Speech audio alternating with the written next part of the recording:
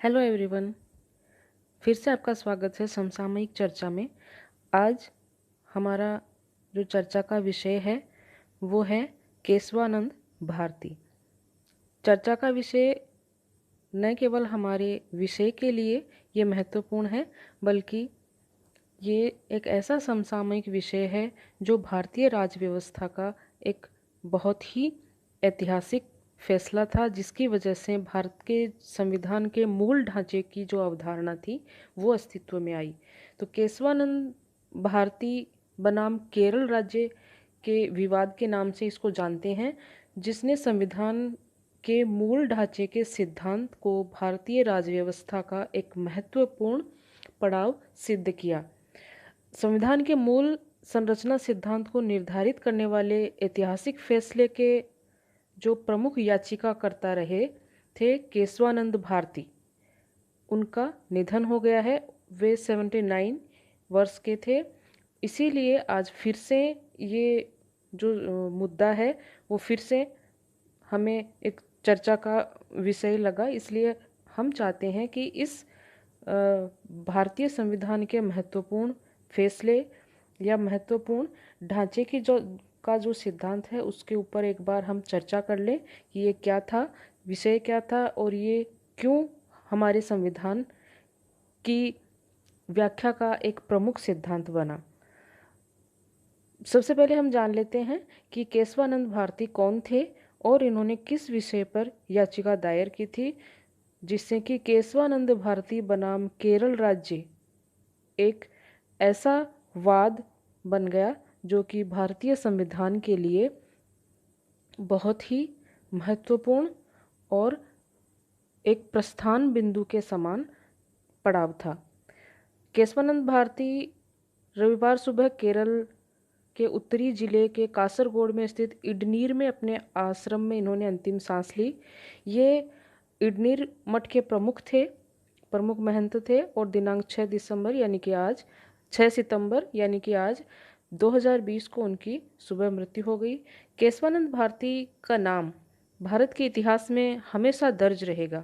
47 साल पहले supreme court ने केशवानंद भारती बनाम स्टेट ऑफ केरल मामले में एक ऐतिहासिक निर्णय सुनाया था, जिसके अनुसार संविधान की प्रस्तावना के मूल ढांचे को नहीं बदला जा सकता और इस फैसले के कारण उन्हें संविधान का रक्षक भी कहा जाता था। हालांकि जिस मामले के लिए उन्होंने अदालत का दरवाजा खटखटाया था उसका विषय अलग था, लेकिन जिस विषय के बारे में उन्होंने मामला दर्ज करवाया था उस विषय ने, हालांकि वह विषय इनका व्यक्तिगत मठ से जुड़ा हुआ विषय था, लेकिन उस विषय ने आगे चल कर के भारतीय राज व्यवस्था में एक महत्वपूर्ण दिशा बोधक महत्वपूर्ण पड़ाव ये रहा, जिससे कि भारतीय संविधान की एक व्याख्या का सवाल हमारे सामने खड़ा होता है। ये उस समय का मामला है जब सुप्रीम कोर्ट और भारतीय संसद के बीच अधिकारों को लेकर के, संविधान में संशोधन की स्थिति को लेकर के एक द्वंद्व की स्थिति चल रही थी, जहां सुप्रीम कोर्ट ने दोनों के मध्य एक सुसंगत तालमेल बैठाने का प्रयास किया। एक तरफ संसद को संविधान में संशोधन करने की शक्ति के ऊपर एक ऐसा उन्होंने फैसला दिया कि संसद संविधान के किसी भी भाग में संशोधन कर सकती है, लेकिन वो संविधान के मूल ढांचे के साथ कोई छेड़छाड़ नहीं कर सकती।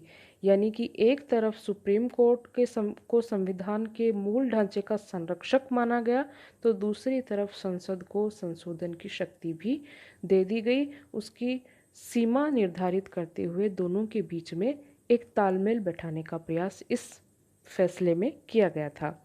ये फैसला एक मिसाल, एक उदाहरण बना भारतीय राज व्यवस्था के लिए।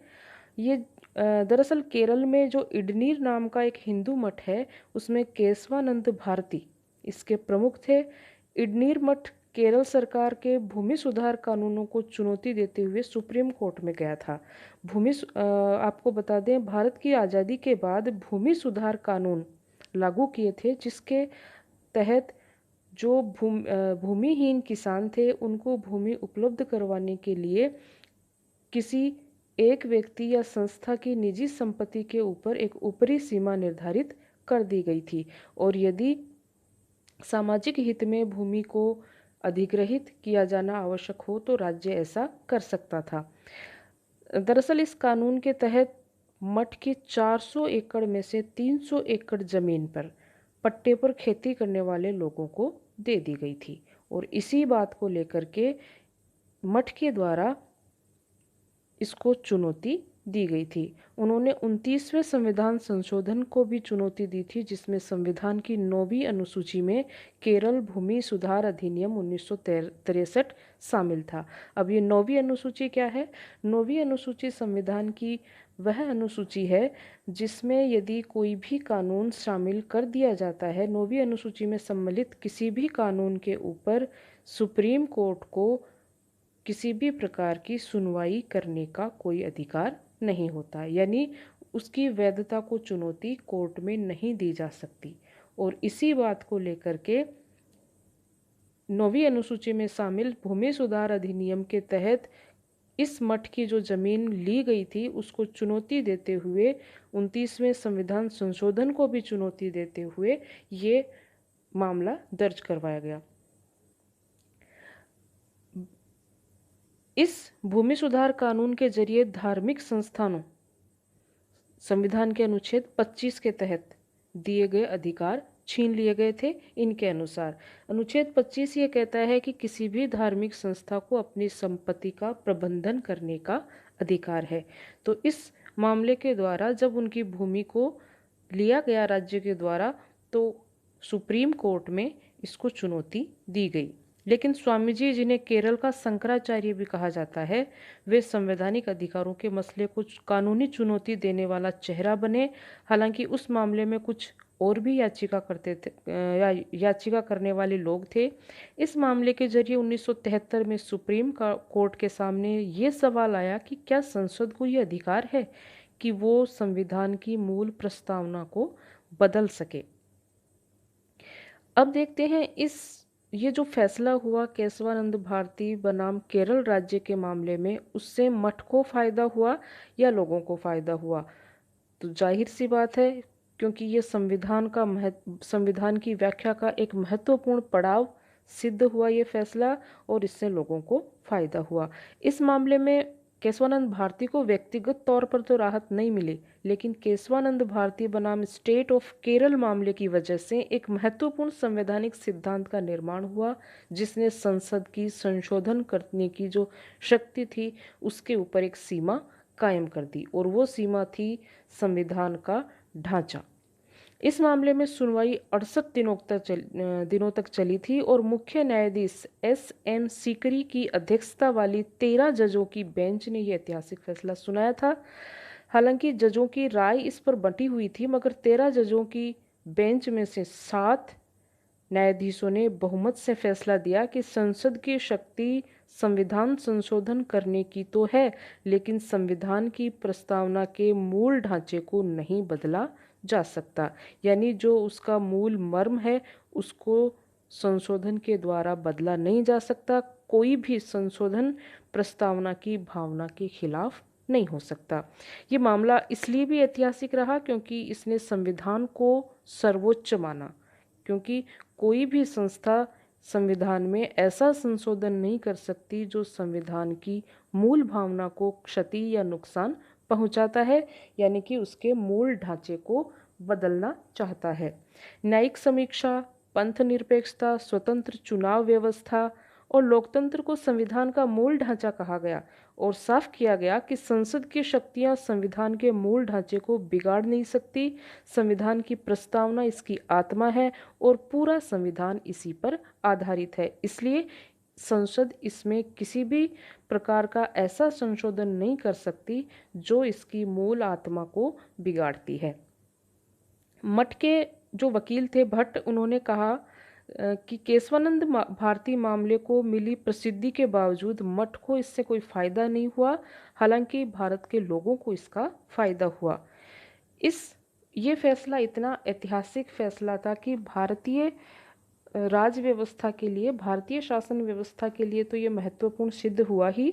विदेशी अदालतों ने भी इससे बहुत प्रेरणा ली, विदेशों में भी ये काफ़ी चर्चित रहा। केशवानंद भारती बनाम स्टेट ऑफ केरल मामले के ऐतिहासिक फैसले से कई विदेशी संवैधानिक अदालतों ने प्रेरणा ली। केशवानंद के फैसले के 16 साल बाद बांग्लादेश के सुप्रीम कोर्ट ने भी अनवर हुसैन चौधरी बनाम बांग्लादेश में मूल संरचना सिद्धांत को मान्यता दी थी।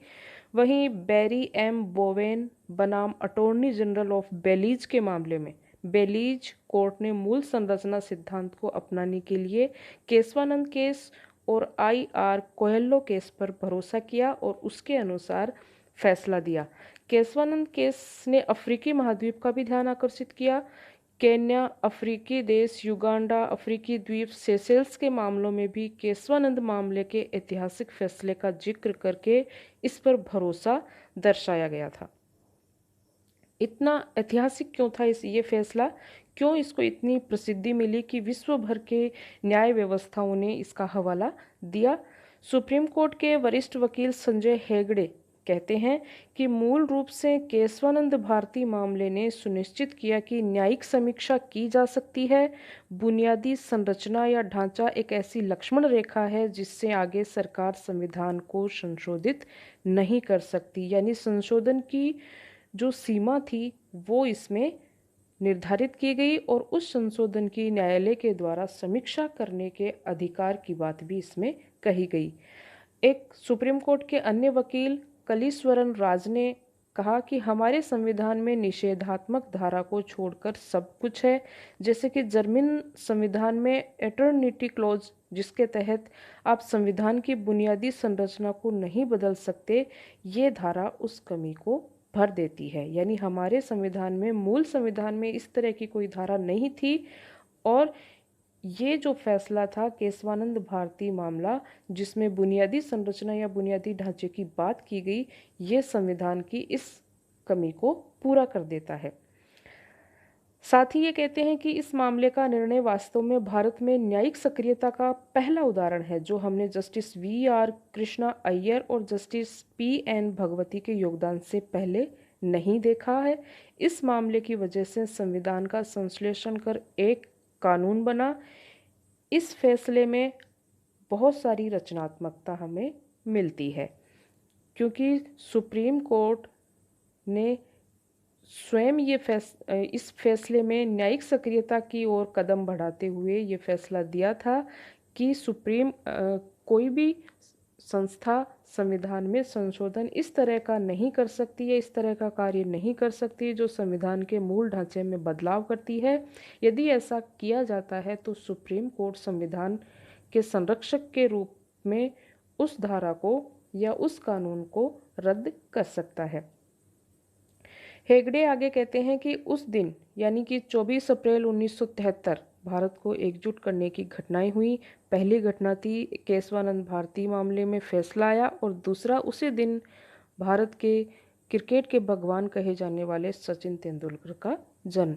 तो ये 24 अप्रैल 1973 एक ऐसा दिन था जहां भारतीय राज व्यवस्था के लिए एक महत्वपूर्ण पड़ाव सिद्ध हुआ और भारतीय राज व्यवस्था के लिए मूल ढांचे की जो सीमा थी वो लागू हुई। भारतीय संसद की हमारी भारतीय लोकतंत्र की जो सीमित सरकार की संकल्पना है, जिसमें हमारे जो निर्वाचित प्रतिनिधि हैं उनको कानून बनाने का अधिकार दिया गया है, लेकिन साथ ही संविधान की मूल आत्मा को बनाए रखने को जो सुनिश्चित करने वाला पड़ाव था, वो ये पड़ाव केशवानंद भारती बनाम केरल राज्य का मामला ही बना।